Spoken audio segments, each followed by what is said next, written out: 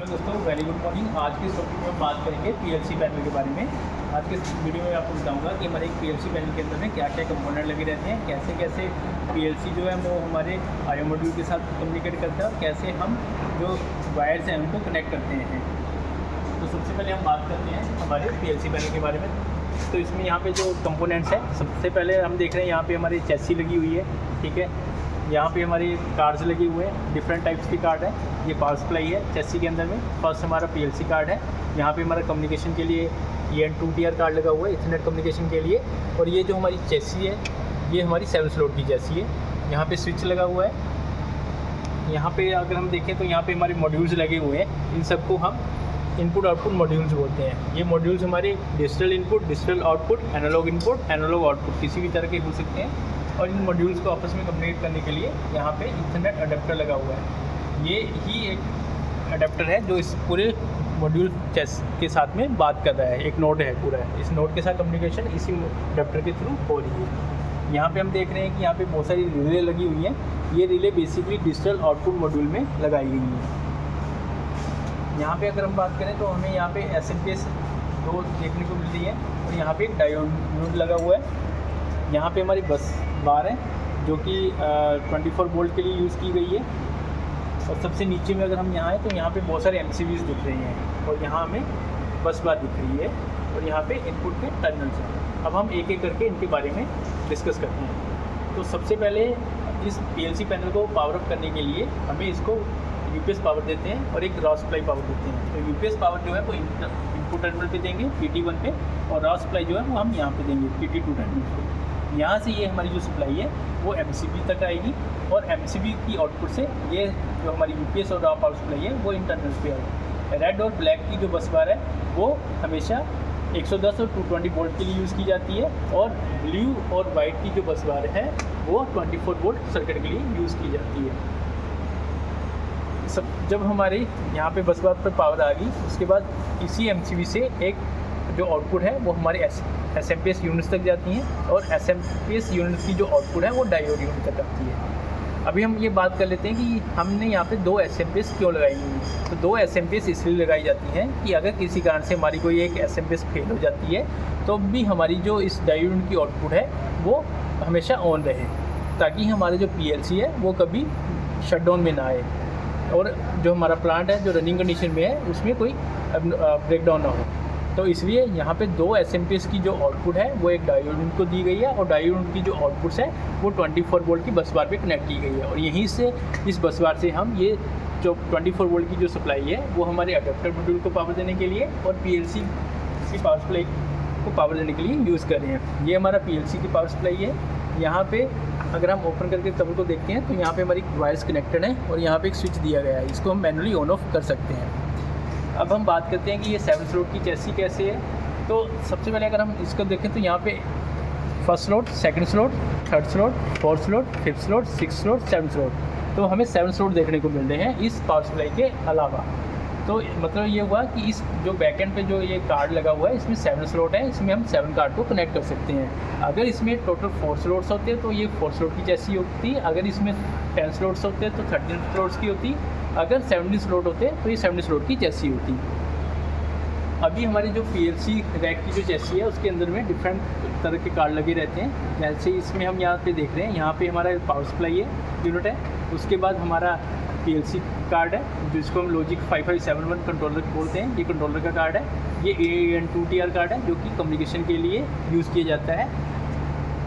यहाँ पे हमारे 2 पोर्ट दिख रहे हैं, RJ45 के पोर्ट हैं। इन पोर्ट से हम केबल कनेक्ट करके, लैन केबल को कनेक्ट करके इस स्विच तक लेके जाते हैं। इस स्विच से फिर यहाँ पे हम डिफरेंट पोर्ट्स देख रहे हैं। इन पोर्ट से हम केबल को कनेक्ट करके एक तो हम इंजीनियरिंग स्टेशन पे लेके जाते हैं और क्लाइंट स्टेशन के लिए कम्युनिकेट करने के लिए लेके जाते हैं। और यहाँ पे जो हमारे नोड्स लगे हुए हैं जिसको हम अडेप्टर बोलते हैं, ये फ्लैक्स टाइप आईओस हैं। यहाँ पे भी RJ45 के पोर्ट्स हैं, इनमें कम्युनिकेट करते हैं। तो हम जो भी कम्युनिकेशन करते हैं इस PLC पैनल के अंदर में जो कम्युनिकेशन हो रही है वो इथरनेट बेस्ड कम्युनिकेशन हो रही है। तो सबसे पहले हमारी जो इथरनेट केबल है वो एक यहाँ कनेक्ट होगी, फिर वो स्विच में जाएगी, स्विच से हमारे इस नोड तक आएगी, इस नोड का जो सेकंड स्लॉट है उससे हमारी जो लैन केबल है वो इस नोड तक जाएगी, जो आगे वाले हमारे नोड्स रहेंगे। जैसे कि हम यहाँ देख रहे हैं आगे भी हमारे कार्ड PLC में पैनल में और भी नोड्स लगे हुए हैं। यही इसी स्विच से हमारी जो एक लैन केबल है वो हमारे इंजीनियरिंग स्टेशन तक जा रही है। इंजीनियरिंग स्टेशन से हम PLC कार्ड को डायरेक्टली एक्सेस नहीं करते। PLC कार्ड को एक्सेस करने के लिए हम स्विच के थ्रू इथरनेट कार्ड से कम्युनिकेशन करते हैं और इथरनेट कार्ड से के थ्रू हम PLC कार्ड को एक्सेस करते हैं। जो भी हम लॉजिक क्रिएट करते हैं उसको हम स्विच के थ्रू इथरनेट कार्ड से कम्युनिकेट करते हैं और इथरनेट कार्ड से वो हमारा PLC कार्ड कम्युनिकेट करता है। ये सब कार्ड आपस में बैक एंड पे इस कार्ड के थ्रू कम्युनिकेट करते हैं।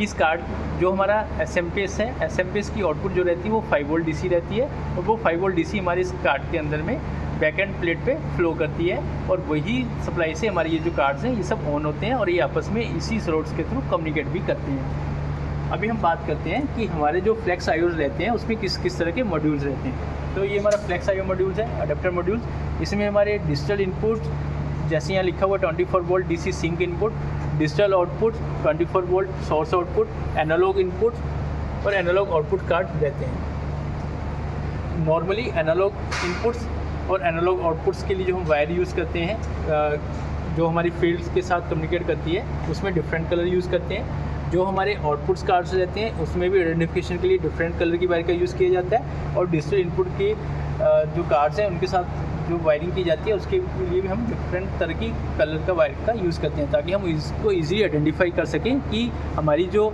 ये वायर्स हैं ये किसके लिए यूज़ हो रही हैं, ये वायर्स किसके लिए यूज़ हो रही हैं और ये वायर किसके लिए यूज़ हो रही हैं। अभी हम सबसे पहले बात करेंगे डिजिटल आउटपुट कार्ड में। तो डिजिटल आउटपुट कार्ड से जो हमारी वायर्स हैं वो हमारी रिले पे जा रही हैं, रिले बोर्ड पे। रिले बोर्ड इसलिए लगाया जाता है ताकि पोटेंशियल फ्री कॉन्टैक्ट बनाया जा सके। जो फील्ड से वायर आ रही हैं उनका हमारा इस कार्ड के साथ में कोई फिजिकली कोई लिंक ना रहे। अगर कभी फील्ड में हाई वोल्टेज फ्लो करती है किसी कारण से तो हाई वोल्टेज के कारण हमारे इस कार्ड तक इनपुट के चैनल तक ये सप्लाई ना पहुँचे, हमारी जो चैनल है वो डैमेज ना हो। अभी हम बात करेंगे कि डिजिटल इनपुट के जो चैनल्स हैं, जो फील्ड से सिग्नल्स आते हैं वो हमारे PLC कार्ड तक कैसे आते हैं। तो जैसे कि हम यहाँ पे देख रहे हैं ये हमारी वायर्स हैं, ये हमारा 0 नंबर लिखा हुआ है, ये 31 नंबर लिखा हुआ है। तो ये जो इनपुट मॉड्यूल है ये 32 चैनल्स का है। तो यहाँ से जो वायर्स हैं वो हमारे इस पैनल के बैक एंड पे कनेक्टेड हैं TVs के ऊपर में। तो फील्ड से जो भी वायर्स आएंगी वो उस बैक एंड पे कनेक्ट होंगी और वहाँ से ये वायर्स के थ्रू हमारे इनपुट सिग्नल यहाँ पे ऑन और ऑफ होते हैं और इन सिग्नल्स को लैन केबल के थ्रू हम स्विच से कनेक्ट करते हुए अपने PLC तक उसको सिग्नल को रीड करवाते हैं। तो अभी हम देखते हैं बैक एंड में कैसे होते हैं। अभी हम PLC पैनल के बैक एंड पे आए हैं। बैक एंड पे हम देख रहे हैं यहाँ बहुत सारे TVs कनेक्टेड हैं, ठीक है। और यहाँ पे वो वायर जो हमने फ्रंट साइड में देखी थी येलो कलर की वायर वो हमें यहाँ देखने को मिल रही है। तो इसको देख के हम ये पहचान सकते हैं कि ये जो हमारी वायर्स हैं ये हमारी डिजिटल इनपुट्स की वायर्स हैं। ऐसे ही हमारी अगर ग्रे टाइप्स की वायर हैं तो वो हमारी एनालॉग्स की वायर्स हैं और अगर ब्लू कलर्स की वायर अगर कहीं यूज हो रही है तो वो हमारी आउटपुट की वायर है। डिजिटल इनपुट में हर एक चैनल के ऊपर में एक फ्यूज़ टर्मिनल दिया जाता है। इसी फ्यूज़ टर्मिनल के थ्रू जो सप्लाई है वो हमारे फील्ड तक जाती है और फील्ड से जो रिटर्न सिग्नल वो यहाँ पे कनेक्टेड होता है, वो यहाँ से येलो केबल के थ्रू हमारे फ्रंट साइड में जो डिजिटल इनपुट कार्ड है वहाँ तक जाती है। और जब भी हमारा ये सिग्नल 0 से 1 होता है या 1 से 0 होता है तो ये सिग्नल हमारे वो कार्ड रीड करता है और उस कार्ड के थ्रू जो है वो सिग्नल हमारे PLC तक कम्युनिकेट होता है। सेम ऐसे ही जो हमारे डिजिटल आउटपुट सिग्नल्स होते हैं उसमें हमारा सबसे पहले जब PLC से आउटपुट जनरेट होती है तो वो हमारे रिले बोर्ड को ऑन करता है और रिले बोर्ड से वो बैक एंड पे हमारी केबल जो है वो यहाँ पे कनेक्टेड रहती है इन TVs के ऊपर में और उन TVs के थ्रू फिर हम साइड पे फील्ड पे सिग्नल को केबल के थ्रू कनेक्ट करते हैं। तो बैक एंड पे हमने ये देखा कि जैसे हमारे यहाँ पे कुछ फ्यूज़ TVs लगे रहे हुए हैं और कुछ नॉन फ्यूज़ TV भी रहते हैं और बीच में हम बस का यूज़ भी करते हैं जिसमें कि हम अगर 24 वोल्ट की सप्लाई क्रिएट करनी है तो हम यहाँ पे बस भी क्रिएट कर देते हैं। अगर इस एरिया की हम बात करें कि इसमें क्या क्या कंपोनेंट है तो सबसे पहले कंपोनेंट देखते हैं। तो यहाँ पे हमारी डक्ट है, ठीक है। उसके बाद ये हमारे TVs हैं, ये हमारे फ्यूज़ TV हैं और जो ये बीच में है ये नॉन फ्यूज़ TV लगे हुए हैं। इन कार्ड्स की आइडेंटिफिकेशन करने के लिए यहाँ पे स्टिकर पेस्ट किए हुए हैं, जैसे AI 0106 लिखा हुआ है, यहाँ पे AI 0107 लिखा हुआ है। AI मतलब एनालॉग इनपुट हो गया। सेम ऐसे अगर DI लिखा हुआ है तो डिजिटल इनपुट हो गया। अगर कहीं DO लिखा हुआ है, जैसे यहाँ पे लिखा हुआ है DO, तो DO का मतलब है डिजिटल आउटपुट कार्ड। 02 मतलब नोड नंबर 2 और 04 मतलब स्लॉट नंबर 4। जैसे यहाँ लिखा हुआ है 02 200 मतलब कि ये नोड नंबर 2 का स्लॉट नंबर 0 चैनल से यहाँ पे वायर कनेक्ट हुई है। और इन केबल्स के ऊपर में ये हमारी केबल कहाँ से आ रही है, यहाँ पे फेरुल के ऊपर में भी केबल के ऊपर में फेरुल टैगिंग की जाती है, ताकि हम इजीली आइडेंटिफाई कर सकें कि ये जो हमारी ये केबल है ये कहाँ से आ रही हैं, और कभी अगर कोई प्रॉब्लम आती है या फॉल्ट आता है तो ट्रेसिंग में हमें ईजी रहे। तो इस वीडियो में हमने ये देखा कि हमारे एक PLC पैनल के अंदर में क्या क्या कंपोनेंट्स लगे रहते हैं और वो कैसे हमारे जो फील्ड के सिग्नल्स हैं वो PLC तक कम्युनिकेट करते हैं, और कैसे PLC से हमारे जो सिग्नल आउटपुट होते हैं वो कैसे हमारे फील्ड तक जाते हैं। Thank you.